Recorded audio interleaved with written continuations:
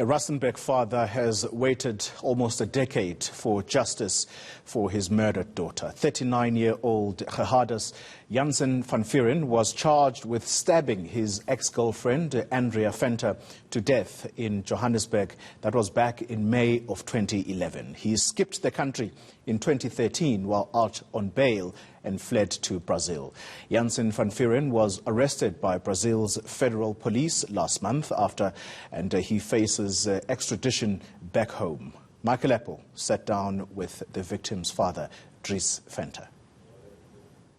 Mr. Venter, when you got the phone call from the police that he had been re-arrested in Brazil, what was going through your mind?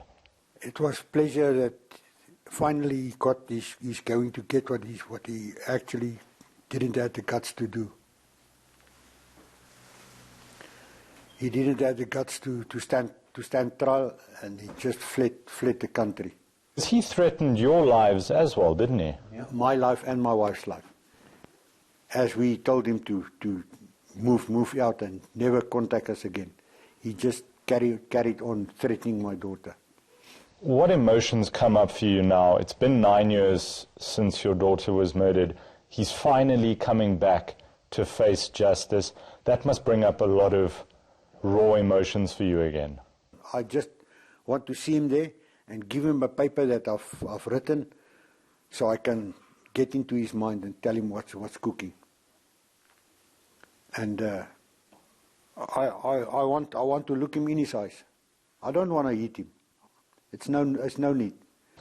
It must be exhausting, the amount of work you've put in, it always being on your mind, trying to find him.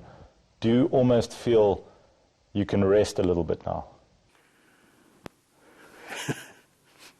The tension is building. The tension is building up, and sometimes I've got sleepless nights. And after 2016, when my wife died, she left me after 45 years of marriage.